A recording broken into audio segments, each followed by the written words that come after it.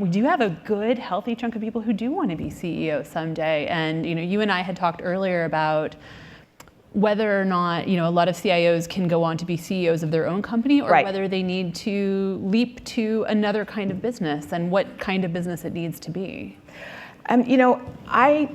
I'm not sure. I'm trying to think of examples where a CIO has gone on to be CEO of their company. Do you know? I can't think of any off the top of my head.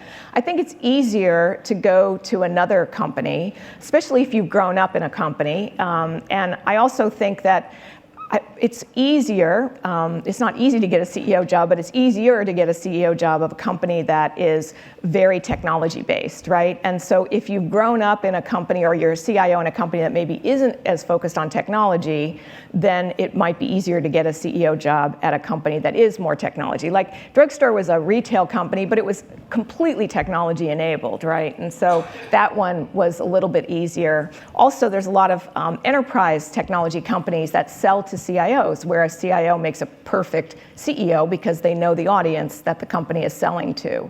So I think it's that kind of analysis that you need to go through.